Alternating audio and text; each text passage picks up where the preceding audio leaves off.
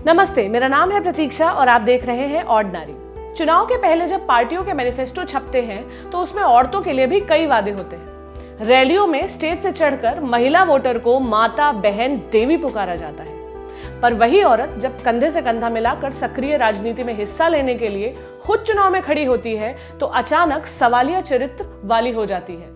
फिर चाहे वो ग्वालियर की राजमाता, लोगों के दिलों पर राज करने वाली विजय राजे सिंधिया की बेटी वसुंधरा ही क्यों न हो।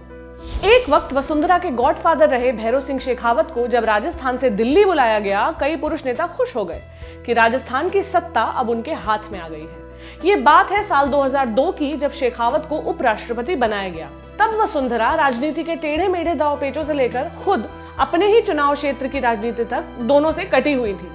मगर उनके पास राजपूतों की बेटी, जाटों की बहू और गुर्जरों की समधन होने का एज था।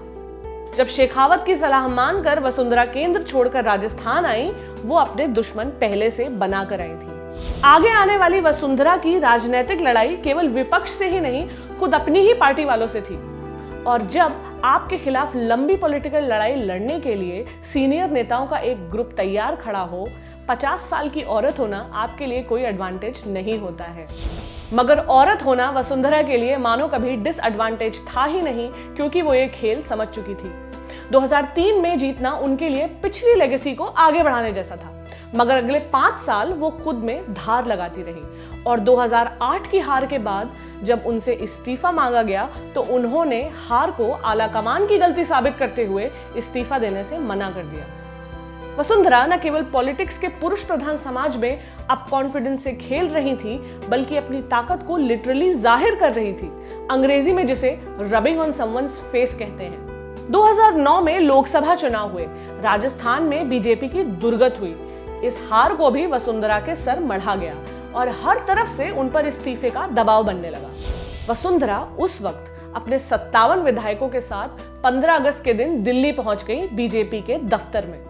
वसुंधरा की इस हरकत ने साफ कर दिया कि उनसे इस्तीफा मांगा तो एक नहीं, कुल 58 इस्तीफे आएंगे। मगर इंटरनल पॉलिटिक्स की वजह से अंततः 2010 में उनका इस्तीफा आया। कुछ समय बाद बीजेपी के 78 में से 60 विधायकों ने इस्तीफे और भेज दिए। बीजेपी के बड़े नेताओं के पसीने छूट गए। 2012 में वो फिर से पार्टी अध्यक्ष बनी और उनके विरोधियों को आलाकमान ने ठिकाने लगा दिया। और एक बार फिर पावर स्ट्रगल में वसुंधरा ने राजनाथ सिंह को हरा दिया। मगर अपने आप को एक शातिर पॉलिटिशियन साबित करना ही काफी नहीं था। हम ये ना भूलें कि इंटरनल पॉलिटिक्स के साथ वसुंधरा के पास एक लॉन्ग स्टैंडिंग ऑपोजिशन भी है, अशोक गहलोत और उनके साथियों के रूप में।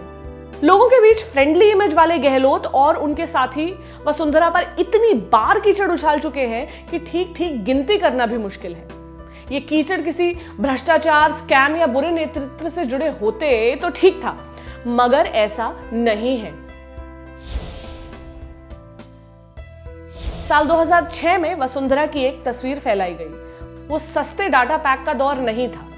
तस्वीर अखबारों तक गई। इसमें वसुंधरा राजे को लिप लॉक किस करते हुए बताया गया, वो भी बायोकॉन इंडिया की हेड किरण मजूमदार शॉ के साथ। कांग्रेस विधायक रघु शर्मा ने कहा कि वसुंधरा ने इतनी गंदी हरकत कर राजस्थान के मान को ठेस पहुंचाई है। द स्टेट्समैन ने छापा कि राजस्थान कांग्रेस की महिला विंग विरोध प्रदर्शन कर रही है, कह रही है कि यह महिलाओं के मान को ठेस है। मसला तब साफ हुआ जब इकोनॉमिक टाइम्स में एक आर्टिकल छपा जिसमें साफ किया गया था कि वसुंधरा महज किरण के गले लग रही थी और कैमरा एंगल की वजह से यह तस्वीर लिप लॉक जैसी लग रही है। इस पूरे प्रकरण के जवाब में वसुंधरा ने उस वक्त कहा था, औरत की सफलता हजम नहीं होती तो फिजूल चीजें कर उसे बदनाम करते हैं। पर यह रघु शर्मा की नीचता का ट्रेलर भर था। साल 2009 में राजस्थान असेंबली चल रही थी। शर्मा ने उस वक्त ऐसी बात कही जो आज तक वसुंधरा के साथ जुड़ी हुई है, जिसका जवाब वो आज तक अपने इंटरव्यूज में दे रही हैं। शर्मा ने कहा कि वसुंधरा 8 PM नो सीएम है। इस बात के एक से अधिक मतलब थे। एक ये कि वो रोज शाम विस्की लेकर बैठती हैं। याद दिला दूं कि 8 PM एक शराब का ब्रांड है। दूसरा ये कि औरत होने के नाते वो जनता के लिए उपलब्ध नहीं है। राजस्थान की सामंती और अतिरिक्त रूप से स्त्री विरोधी परंपरा को पूरी तरह वसुंधरा को नीचा दिखाने के लिए भुनाया गया। साल 2018 में एक इंटरव्यू में जवाब देते हुए वसुंधरा ने कहा, कहने को बहुत सारी चीजें लोग कहते हैं महिलाओं के बारे में। सामंती राज्य का महिला मुख्यमंत्री होना बहुत मुश्किल बात है, लेकिन मैंने किया है और एक आदमी जो कर सकता है महिला नहीं कर सकती। एक समय आता है जब हमें घर के अंदर जाना पड़ता है, बाहर तो नहीं बैठ सकते।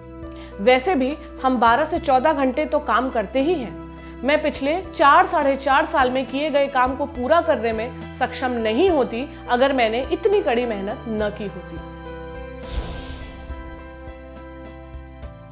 2013 राजस्थान चुनाव के पहले की ही बात है जब अशोक गहलोत ने प्रचार के दौरान कहा, लटके झटके दिखाती है, पता नहीं लंदन गई थी या कहां गई थी। आम लोगों के बीच रानी सा की हैसियत से जानी गई औरत को भी लीचर टाइप्स के कमेंट से नहीं बख्शा गया।